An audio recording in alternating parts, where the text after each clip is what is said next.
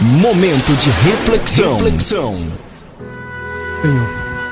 Senhor, Pai eterno, te agradecemos pela essa oportunidade que nos concede estarmos aqui e pelo intermédio das ondas de rádio possamos pregar a Tua verdade, ó Pai. Nos abençoe, nos ilumine, nos oriente através do Teu Santo Espírito, nós te pedimos em nome de Cristo Jesus, nosso Senhor e Salvador. Amém. Ok, então, nosso tema de hoje semana passada estávamos juntamente aqui, eu com nosso irmão Demilson de Carvalho, falando a respeito de algumas questões sobre arrebatamento secreto. E hoje vamos tratar sobre as 70 semanas e dentro dali analisarmos se a teoria do intervalo, se tem ali alguma coisa que nos dê a entender que temos alguma coisa que indique que ali há um intervalo entre a 79ª semana, tendo depois uma semana, que é o que resta, que são 7 anos, que vai ser lançado num futuro que não sabemos ainda. Vamos dar início a um tema que exige o máximo de atenção por parte de todos nós, pois é um assunto que irá nos dar uma visão sobre um conceito defendido por alguns teólogos que sustentam a doutrina de um suposto arrebatamento secreto. E essa teoria é a teoria do intervalo e, consequentemente, de um anticristo que irá atuar num período que, segundo alguns, será de 7 anos, a que denominam de a grande tribulação. Período esse que se segue logo após o fantasioso arrebatamento secreto. Daniel, vamos nos dedicar a uma citação do livro de Daniel, que se encontra no capítulo 9. Daniel, ao consultar os livros, ele concluiu que os 70 anos de cativeiro do povo de Israel estavam para findar. Nós sabemos que Israel foi levado para cativeiro em Babilônia. E conforme havia sido dito pelo profeta Jeremias, esse cativeiro iria se estender por um período de 70 anos. Então vamos ler ali em Daniel capítulo 9, verso 2, o seguinte: No primeiro ano de seu reinado, eu, Daniel, entendi pelos livros que o número de anos de que falara o Senhor ao profeta Jeremias, que haviam de durar as assolações de Jerusalém, era de 70 anos. Daniel eleva sua oração e súplicas ao Senhor. O profeta pede perdão pelos pecados do povo e também se inclui entre eles. O Senhor ouve o seu servo, enviando o anjo Gabriel, que traz uma profecia de grande importância para nós que vivemos no atual século. Atentemos essa profecia, a profecia das 70 semanas, que se encontra em Daniel capítulo 9, que vai do versículo 23 até o versículo 27. Leiamos. No princípio das tuas súplicas saiu a ordem, e eu vim para te declarar, porque és muito amado. Considera, pois, a coisa e entende a visão. 70 semanas estão determinadas sobre o teu povo e sobre a tua santa cidade, para fazer cessar a transgressão, para dar fim aos pecados, para expiar a iniquidade, para trazer a justiça eterna, para selar a visão e a profecia, e para ungir o santo dos santos. Sabe e entende, desde a saída da ordem para restaurar e para edificar Jerusalém até o ungido ao príncipe, 7 semanas e 62 semanas, as praças e as circunvalações se reedificarão, mas em tempos angustiosos. Depois das 62 semanas será morto o ungido e já não estará. E o povo de um príncipe que há de vir destruirá a cidade e o santuário, e o seu fim será num dilúvio, e até ao fim haverá guerra, desolações são determinadas. Ele fará firme aliança com muitos por 1 semana, na metade da semana fará cessar o sacrifício e a oferta de manjares. Sobre a asa das abominações virá o assolador, até que a destruição que está determinada se derrame sobre ele. Aqui deve ser destacado o quê? Primeiro, Gabriel diz a Daniel que ele entenda a visão, conforme temos no verso 23. 70 semanas estão determinadas sobre o povo, verso 24. 3. Dentro do período das 70 semanas será selada a visão e a profecia, e para ungir o santo dos santos, verso 24. Dentro do período das 70 semanas será ungido o santo dos santos, verso 24. Depois de 62 semanas o ungido será morto, verso 25. Entra em cena o povo de um príncipe. Esse povo causa a destruição da cidade e do templo. Verso 26. Ele fará firme aliança com muitos por 1 semana. Verso 27. Na metade da semana ele fará cessar o sacrifício e a oferta de manjares, verso 27 também. Alguns comentaristas defendem que as 70 semanas tiveram início em 445 a.C. Este é o ensino em voga. Se isso é verdade, então as 70 semanas proféticas, que são iguais a 490 anos, findariam no ano 40 depois de Cristo. Porém, não é isso que ocorre, pois inventaram uma teoria de intervalo que desvincula uma semana das 69 semanas e a jogam para o futuro, no suposto período de 7 anos de grande tribulação. Ou seja, são 70 semanas, 69 semanas encontram o seu cumprimento, mas a última semana é pega e é jogada para frente. Ou seja, uma semana é igual a 7 dias. 7 dias em profecia equivale a 7 anos, que são chamados os períodos da grande tribulação. Gostaria de informar que não concordo com a afirmação de que as 70 semanas se iniciaram em 447. Porém, o interessante nisso tudo é que a profecia vem seguindo toda uma lógica progressiva, mas de repente a última parte da profecia é lançada para dias ainda vindouros. Agora iremos adentrar no centro da discórdia. Alguns teólogos defendem que esse que fará uma aliança por uma semana, eu vou repetir, alguns teólogos defendem que esse que fará uma aliança por uma semana é o anticristo. Outros defendem que está se referindo a Jesus o Messias. Agora a pergunta é, quem está com a verdade? É feita referência a 2 príncipes. Um deles é chamado de ungido, verso 25. O outro é chamado o príncipe de um povo, verso 26. No verso 27 nos é informado somente que ele fará a firme aliança. Isso gera uma pergunta. O pronome ele está indicando a quem? O príncipe ungido ou o príncipe de um povo? Pergunto novamente. No verso 27, nos é informado que ele fará firme aliança. Este pronome ele está indicando a quem? O príncipe ungido ou o príncipe de um povo? Notemos com o auxílio desse verso bíblico o que o príncipe ungido irá realizar. Em Daniel capítulo 9, verso 26 consta: depois das 62 semanas será morto ou ungido. Sabemos que quando Jesus, o ungido, foi morto pelos nossos pecados, com a sua morte algo mais ocorreu, ou seja, todo o sistema cerimonial que consistia em sacrifícios de animais, em ofertas de comidas e bebidas, que eram as ofertas de manjares, perdeu seu objetivo, seu significado. Em razão de que encontraria o seu cumprimento em Cristo Jesus. A Bíblia nos revela que, isso encontramos em Hebreus 7, 27, que não tem necessidade, como sumo sacerdote, de oferecer todos os dias sacrifícios, primeiro por seus próprios pecados, depois pelo do povo, porque fez isto uma vez por todas, quando a si mesmo se ofereceu. Então vemos assim que os sacrifícios se cumpriram em Cristo, que ofereceu-se a si mesmo como sacrifício uma vez por todas. Outro verso também temos em Hebreus 9, verso 10, os quais não passam de ordenanças da carne, baseadas somente em comidas e bebidas e diversas abluções impostas até ao tempo oportuno de reforma. Vemos assim que Jesus cumpre em toda a sua totalidade o sistema sacrificial. Agora vamos ler novamente o verso 27 de Daniel, capítulo 9. Lá diz: ele fará firme aliança com muitos por uma semana, na metade da semana fará cessar o sacrifício e a oferta de manjares. Diante do exposto, vemos que aquele que é mencionado no verso 27 faz o quê? Faz cessar o sacrifício e a oferta de manjares. A palavra cessar aqui vem do termo hebraico Shabat. Solicito agora que você preste a máxima atenção na seguinte informação, que colhi da Bíblia de Estudo Palavras-Chave.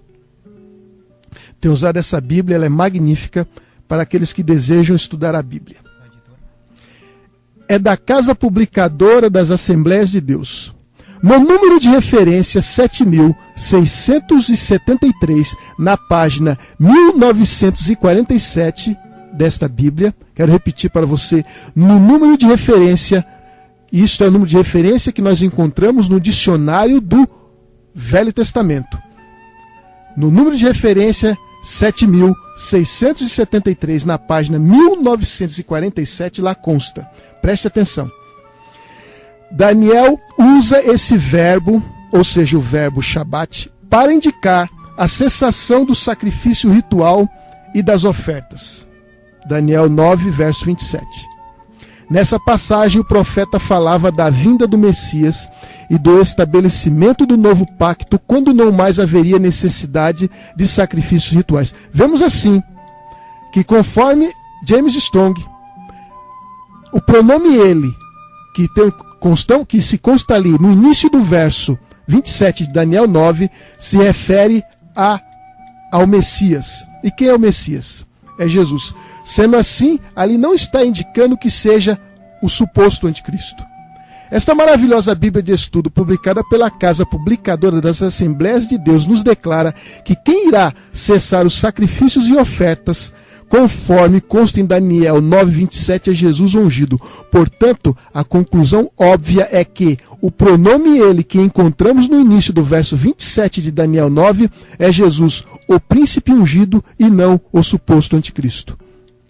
Esse verbo hebraico Shabat demonstra o cessar com sacrifícios, que significa dar por encerrado a eficácia, a vigência dos atos sacrificais. Somente alguém tem o poder de tornar sem efeito os sacrifícios, e esse alguém é Jesus, o príncipe ungido Messias, que com a sua morte na cruz deu cumprimento a todo o sistema sacrificial. Como esse tal de anticristo pode fazer cessar algo que não tem mais valor ou eficácia? Como é que ele pode fazer cessar algo que não tem mais significado? E onde encontramos aqui algo que surgiu no intervalo na profecia das 70 semanas, lançando para o futuro os 7 anos restantes? Isso é uma coisa que deveremos pensar e meditar. Já ficou demonstrado aqui, e não é com o material advindo da Igreja Adventista, do qual eu sou membro, mas é uma informação cedida pela Bíblia de Estudo, publicado pela Casa das Assembleias de Deus, o qual eu gostaria de repetir, que você anotasse e adquirisse essa Bíblia também. É a Bíblia de Estudo Palavras-Chave, no número de referência 7.673, na página 1947. Repito, lá Daniel usa esse verbo para indicar a cessação do sacrifício ritual e das ofertas. Abre parêntese, Daniel 9:27, fecha parêntese. Nessa passagem o profeta falava da vinda do Messias e do estabelecimento do novo pacto, quando não mais haveria necessidade de sacrifícios rituais. Dando prosseguimento ao assunto, vamos falar agora a respeito do príncipe ungido e a aliança. Jesus irá firmar uma aliança com muitos. O termo aliança vem do hebraico berit, que significa acordo, compromisso, tratado. O que vem ser essa aliança? Notemos que o Messias irá firmar uma aliança. Novamente vamos ler Daniel 9:27. Lá diz, na primeira parte do versículo, ele fará firme aliança com muitos por 1 semana. A palavra firme vem do hebraico gabar, que significa ser forte, ser poderoso. Isso significa que ele tornaria forte uma aliança. Ele não está fazendo uma aliança, ele está tornando forte uma aliança que já existia. A João Ferreira de Almeida, Revista e Corrigida, apresenta uma tradução mais adequada. Vejamos o que a João Ferreira de Almeida, Revista e Corrigida, nos diz. Lá em Daniel 9:27 diz: e ele firmará um concerto com muitos por 1 semana. Quero repetir, não está sendo forjada uma aliança, porque a aliança já existe. Apenas está sendo o quê? Firmada, fortalecida esta aliança já pré-existente. Em outras palavras, ele fortalecerá um concerto com muitos por 1 semana. A Bíblia de Jerusalém, por seu turno, assim traduz o verso em questão de Daniel 9:27. Ele firmará uma aliança com muitos. Se confirma a aliança, é porque ela já existe. Não se confirma algo inexistente. Que aliança é aqui mencionada em termos de cumprimento histórico? Vejamos, é uma aliança que é feita com muitos. Não é a aliança que foi feita com Adão. Não é a aliança que foi feita apenas com Abraão. É uma aliança que é feita com muitos, foi feita com muitos, e é uma aliança que já existia, porém, o Messias Jesus iria fortalecer essa aliança.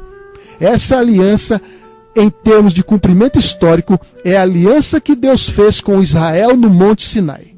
E ali nós temos Êxodo 19, verso 5, que consta: agora, pois, se diligentemente ouvirdes a minha voz e guardardes a minha aliança, então sereis a minha propriedade peculiar dentre todos os povos, porque toda a terra é minha. Em Êxodo 24, verso 7, diz: e tomou o livro da aliança e o leu ao povo. E eles disseram: tudo o que ele falou, tudo o que falou o Senhor faremos e obedeceremos. Êxodo 24, verso 8. Então tomou Moisés aquele sangue e o aspergiu sobre o povo e disse: eis aqui o sangue da aliança que o Senhor fez convosco a respeito de todas essas palavras. Êxodo 34, verso 10. Então disse: eis que faço uma aliança diante de todo o teu povo, farei maravilhas que nunca se fizeram em toda a terra, nem entre nação alguma, de maneira que todo este povo, em cujo meio tu estás, veja a obra do Senhor, porque coisa terrível é o que faço contigo. E Deuteronômio 29, verso 1. São estas as palavras da aliança que o Senhor ordenou a Moisés: fizesse com os filhos de Israel na terra de Moabe, além da aliança que fizera com eles em Horebe. A Bíblia de Estudo, palavra-chave com respeito a esse assunto da aliança, na página 1567, nos diz que a aliança foi dada com as determinações dos 10 mandamentos, incluindo as orientações casuais no livro do Concerto. Quero repetir: Bíblia de Estudo, palavra-chave, página 1567, nos informa que a aliança foi dada com as determinações dos 10 mandamentos, incluindo as orientações casuais no livro do Concerto. Agora eu pergunto: que anticristo é esse que faz uma aliança com as determinações dos 10 mandamentos? Temos como colocar uma teoria do intervalo dentro de Daniel 9:27, quando é provado e demonstrado que o ele que ali se refere está se referindo ao príncipe ungido? Onde nós vamos colocar um anticristo ali, um pseudo-intervalo? Como entender essas coisas? Sendo assim, queridos irmãos, eu passo a palavra para o nosso irmão Demilson, que irá também compartilhar esse tema conosco. Bom, na verdade, como o Marcos Alves e eu conversamos ontem via telefonema, eu fiquei de completar, porque na essência foi feita apenas uma introdução. Completar o assunto da volta de Cristo, duas fases ou não, visível ou invisivelmente, pode ser? Então, e faz parte, não? Faz parte, até porque o que estamos aguardando antes do que seria uma grande tribulação que duraria eventualmente 7 anos, de qualquer forma, é a volta de Cristo, não? A sua parousia, a sua epifania, a sua faneros ou apocalipse. Então façamos o seguinte: ficou combinado que o nosso amigo aí, ou nossa amiga, anotará os versículos bíblicos que aqui, ao menos da minha parte, eu estarei citando um estilo um pouco diferente do Marcos Alves. Isso é bom, porque torna um programa assim cheio de variedades, não, Alexandre Bernardes? Não fica assim um esquema só. Interessante. Então anote aí ao menos um versículo de cada, ilustrando cada palavra dessas. Principiemos por Mateus 24, versículo 27. Para ganharmos tempo, eu falarei o versículo por 2 vezes apenas. Então falta uma vez. Anote aí. Mateus 24, versículo 27. E eu leio aqui na Santa Bíblia. Eu estou utilizando aqui a versão contemporânea da Editora Vida. Espetacular também. Todas as Bíblias são boas. Tem seu valor. Então Mateus 24, 27, eu leio. Jesus dizendo: pois assim como o relâmpago sai do Oriente e se mostra, frisando aqui, se mostra até o Ocidente, assim será também a vinda do Filho do Homem. Lembrando que a palavra aqui, vinda, em grego koiné, no Novo Testamento em grego, que aqui está, mas creio que não é necessário que eu abra. Tem aqui também meu dicionário grego-português, mas não é necessário ter competência para explicar isso, que faça 39 anos, graças a Deus pela sua graça, não? Então, nossa palavra aqui, vinda, é a palavra grega, no Testamento grego original, parousia. Parousia. Já foi lido aqui, no domingo atrasado, por mim, o Marcos Alves, e com repetição muito apropriada, oportuna, pelo Marcos Alves, domingo passado, em dicionário grego-português, tanto dos James Strong como do William Carey Taylor, que a palavra grega parousia significa quanto à volta de Jesus, presença, vinda, chegada, a futura e visível volta de Jesus. Ou seja, a palavra grega parousia, tanto no Novo Testamento koiné como na literatura grega clássica, nunca, jamais pode aplicar-se a uma presença secreta, invisível, espiritual, oculta. Jamais. Mas, só que é o seguinte, Alexandre Bernardes, Marcos Alves, professor G. Carlos, especialmente você aí, querido ouvinte musical FM 105,7, programa A Verdade para o Tempo do Fim, querida amiga, querida família. Você que é uma pessoa sincera, humilde, cristã, e que crê em Deus, que crê na sua palavra, na sua infalível palavra, a qual é a Bíblia Sagrada. Você que almeja mais e mais luz, graça e conhecimento. Então, você deve saber, tanto quanto eu, que pessoa alguma precisa entender as línguas originais da Bíblia para ser salva, para compreender pelo estudo da palavra de Deus, o amor de Deus, a criação, a redenção, a volta de Jesus. Entretanto, quando a pessoa se arroga a vir à rádio, ou a ir à televisão, escrever algum livro, dar aula de teologia, então explicando assim a Bíblia mais a fundo ao povo, essa pessoa está na obrigação urgente de entender o máximo de hebraico, grego, aramaico, da nossa própria língua portuguesa, para não falar bobagem, não falar besteira. Então, quando alguém aplica Mateus 24, 27, a volta de Jesus, dando sentido de velocidade e não de invisibilidade, está dando com os burros na água, independentemente do grego, em português mesmo, está refutando a Jesus Cristo, colocando Jesus Cristo abaixo dos cachorros, na sua essência gramatical. Por quê? Porque Jesus aqui, além de utilizar a palavra vinda, que naturalmente falou em aramaico e não em grego, mas Mateus redigiu isto em grego, parousia, ele utilizou aqui a essência do verbo mostrar. E quanto ao elemento relâmpago, assim como o relâmpago sai do Oriente e se mostra até o Ocidente. Amigo, amiga, venhamos e convenhamos, não.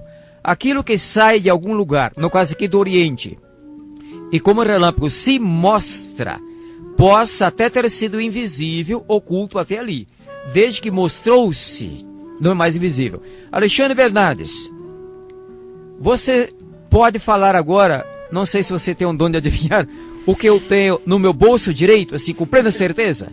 Dedução não serve, com plena certeza? Não, é difícil, hein? Porque eu tenho sim algo aqui no meu bolso direito da calça.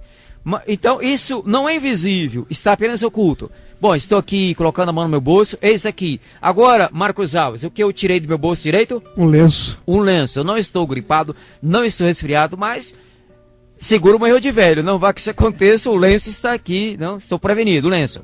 Então, o lenço não é invisível. Estava invisível, oculto, devido a certos fatores, não? Jesus não é invisível. Está com cabeça, tronco e membros no trono à direita do Pai, na Nova Jerusalém. Então, na sua vinda como relâmpago. Então, aqui ele trata de visibilidade e não de velocidade. Mas o checkmate aqui está na palavra grega parousia, para a nossa palavra aqui, vinda. A vinda do Filho do Homem será como relâmpago, a sua parousia, a sua vinda visível. E observe, todas as revistas bíblicas de escolas dominicais, mais de 20 livros que eu possuo, 2 deles estão aqui. Deixei-os até na paz, porque eu já li pontos deles no domingo passado. Essas matérias todas, quando falam que Jesus virá em 2 fases, na primeira secreta e invisivelmente, aplicam este versículo aqui, Mateus 24, 27, o que é um erro. Repito, pessoas maravilhosas, cristãs sinceras, que morreram já, acreditando numa vinda de Cristo, numa primeira fase secreta e invisível, desde que morreram perdoadas, na graça de Deus morreram salvas e serão ressuscitadas para o arrebatamento da igreja. Pessoas de várias denominações que então ainda acreditam assim, desde que sejam perdoadas dos seus pecados, seguindo a luz que possuem, que possa não ser uma luz total, estão sendo salvas. Observe, estão sendo salvas pela graça de Deus. Entretanto, através aqui da musical e do programa A Verdade para o Tempo do Fim, e louvado seja Deus por este programa, por essa luz para o mundo também, A Verdade para o Tempo do Fim. Graças a Deus que Deus deu essa ousadia, essa coragem, essa iniciativa urgente ao Alexandre Bernardes e a sua equipe, sua família na Olímpia, há mais de 4 anos, não é isso? Mais de 4 anos. Graças a Deus, e colocar aqui na musical A Verdade para o Tempo do Fim. Vamos então à próxima palavra, qual seria epifania. Seria não, é mesmo. 2 Timóteo 4, versículo 8. Anote aí, amigo. Anote aí, caderno, caneta ou lápis, anote aí. 2 Timóteo 4, cadê o Timóteo? 2 Timóteo 4, eu decorei, mas prefiro ler mesmo na Bíblia. De cor até ser até mais rápido, mas tudo bem. 2 Timóteo 4, versículo 8, eu já encontrei aqui na minha Santa Bíblia. Anote aí, 2 Timóteo 4, 8. Você já deve saber que esta passagem é do apóstolo Paulo, e que aqui ele fala da sua morte e da sua futura ressurreição, a qual ocorrerá na ressurreição dos que dormiram em Cristo, primeira ressurreição, na volta de Jesus. E todos os livros que eu possuo, revistas de lições bíblicas, que retratam a volta de Jesus numa tal primeira fase secreta e invisível, falam que Paulo será ressuscitado para o arrebatamento da igreja no dia deste arrebatamento secreto e invisível. Só que Paulo não cria assim. Paulo escreveu o contrário, observe. 2 Timóteo 4, versículo 8. Depois você lê desde o versículo 1, agora para ganhar tempo aqui, de 6 a 8 eu leio. Quanto a mim, já estou sendo derramado como libação, e o tempo da minha partida está próximo. Partida para a sepultura, não para Nova Jerusalém. Paulo não cria em uma alma que se desvincularia do corpo e que conscientemente gasosa e invisível seria levada à glória já na morte. Paulo cria na ressurreição. Paulo seria um bom adventista do sétimo dia com plena certeza, não para ser salvo, apesar de já ser salvo, graças a Deus. Então, prossigo. Combati o bom combate, acabei a carreira, guardei a fé. Desde agora, a coroa da justiça me está guardada, a qual o Senhor, justo juiz, me dará no momento da minha morte. É isto? É isso, Alexandre Bernardes? Deixa eu ver aqui daqui. Deixa eu pegar Alexandre aqui. conferirá aqui, talvez meus óculos estejam já defasados. Me dará naquele dia, hein? Naquele dia. Naquele dia, não tá falando no dia da morte, não. Pode prosseguir então, completando. E não somente a mim, mas também a todos que amarem a sua vinda. Aquele dia então refere-se a qual dia? No dia da vinda de Jesus. Da vinda de Jesus. Da vinda. V-I-N-D-A. A mesma palavra de Mateus 24, 27. Só que em Mateus 24, 27, a palavra grega é parousia. E em 2 Timóteo 4, 8, qual é a palavra? A palavra é epifania. Alguns pronunciam epifania, errado. A pronúncia é epifania. E conforme qualquer dicionário grego-português, a palavra epifania significa aparição, significa mostrar, significa manifestação, manifestar-se. Por exemplo, no meu dicionário grego de Taylor, isso está na página 86, epifania, aparição, manifestação, mostrar-se. E a palavra de 2 Timóteo 4, versículo 8. Terceira palavra, de repente é o completo, não? Faneros, de fanerote, etc. As declinações, derivações, a raiz é faneros. Temos essa palavra aí, por exemplo, eu anotei vários versículos, mas vamos a um apenas. 1 Pedro 5, versículo 4. 1 Pedro 5, versículo 4. Todos os entendidos de Bíblia Sagrada, filhos de Deus, católicos, protestantes, pentecostais, neopentecostais, teólogos, professores de teologia ou não, assim como eu, sabem que Pedro morreu salvo.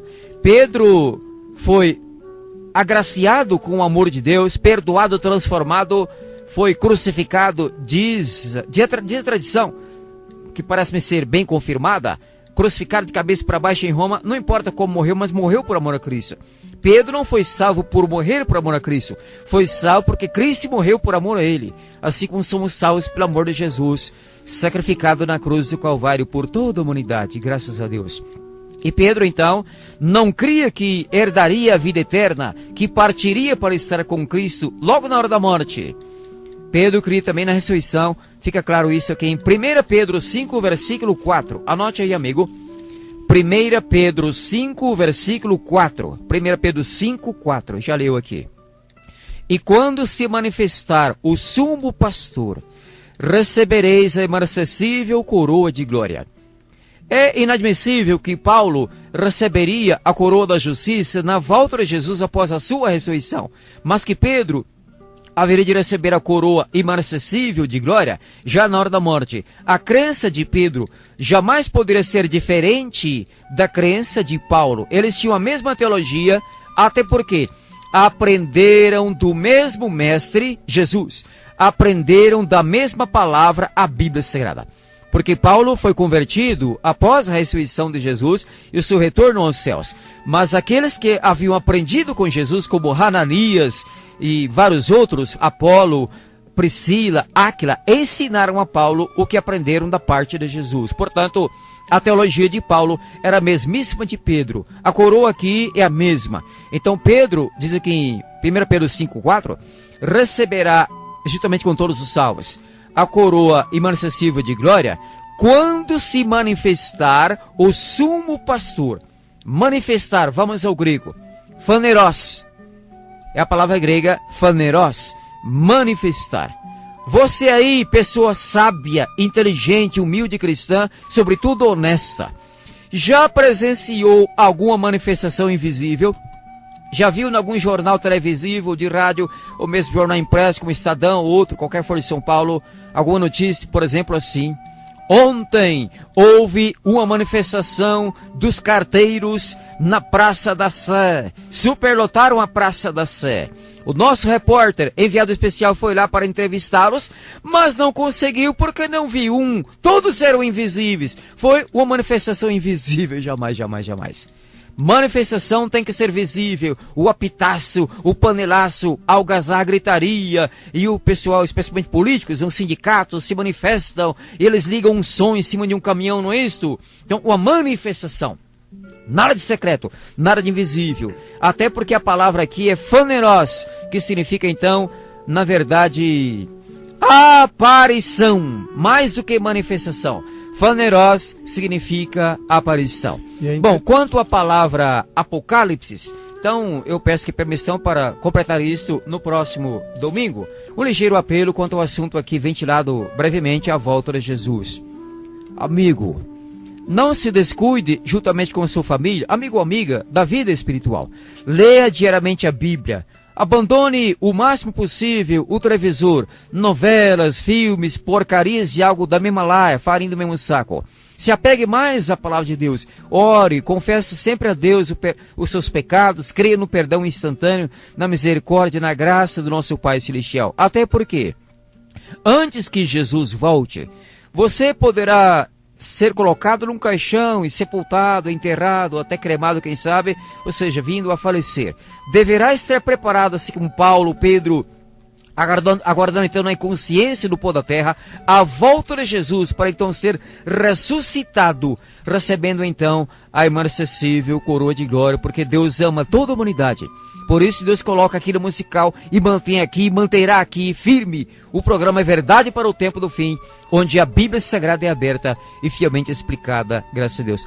E aqui com respeito a phaneros, que o irmão Demilson de Carvalho colocou, né?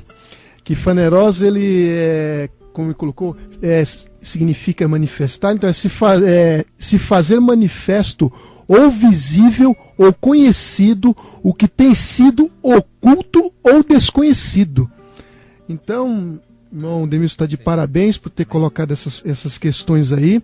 Sugiro que você pegue o seu bloco de notas, anote o caderno, anote no caderno essas informações que é importante para nós, porque ter o conhecimento da verdade vai nos ajudar muito a ter uma noção do que realmente Deus nos quer ensinar.